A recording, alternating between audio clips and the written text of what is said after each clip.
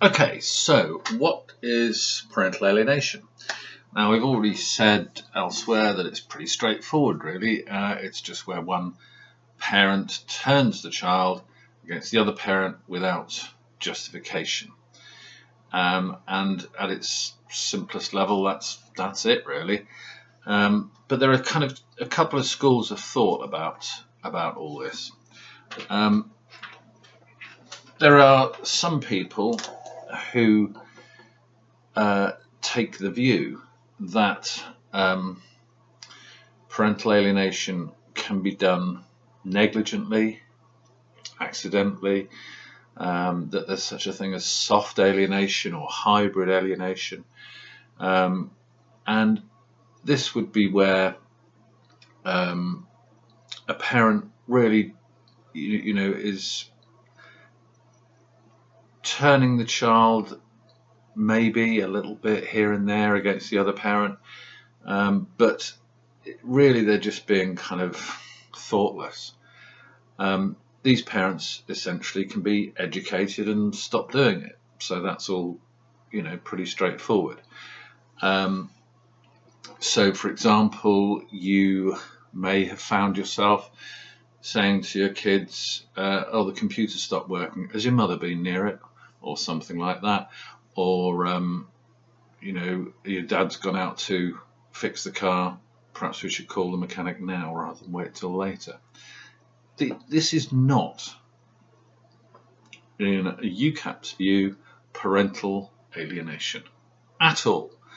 This is just one parent being, as Del Boy would doubtless call it, a plonker. You're just being thoughtless or idiotic, or it could just be, frankly, part of the banter of everyday life in a marriage. This is not parental alienation, in our view.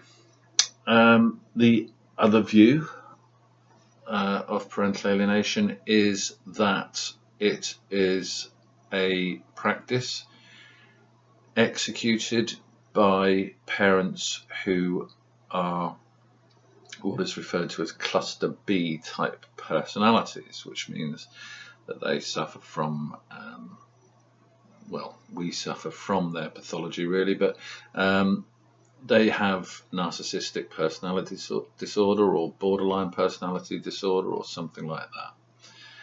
And what it amounts to here, and this is what we think is proper parental alienation, is a campaign. This is a campaign to sever the bond of love and affection that exists between the child and the other parent. It's very deliberate, it's extremely nasty, and it's a criminal offence in some countries. And yeah, it'd be great if it was a criminal offence here as well.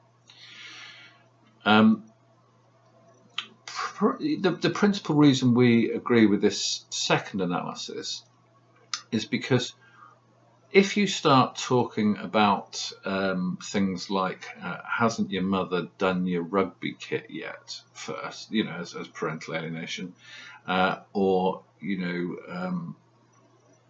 dad's so useless he never puts pictures up straight on the wall or something, it starts to make parental alienation look pretty ridiculous. It's just not parental alienation, it's just people being plonkers. So we've got to be strict about that.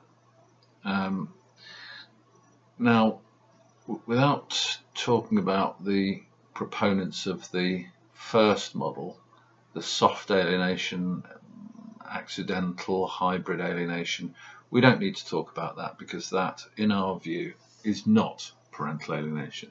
That's, as I say, just a parent being an idiot, and that parent can just be educated and go on courses. Come on, don't you realise this is not very good? And they go, oh yeah, so it is, and it can be remedied and rectified. With parental alienation proper, pure parental alienation, or as we like to call it, parental alienation, none of that is possible. You can't educate a sadistic narcissist who's trying to sever your bond of love and affection with your child. You can't educate them. You can't say to them, you know, you're doing a bad thing here. This is really hurting your child. Do you realize when this child grows up, they're going to have trouble forming attachments of their own because you're destroying the attachment system in their brain? Do you realize when they grow up that maybe they're going to be looking in the mirror and despising half of themselves because half of themselves is the other parent who, according to you, is a monster? Have you thought about any of that?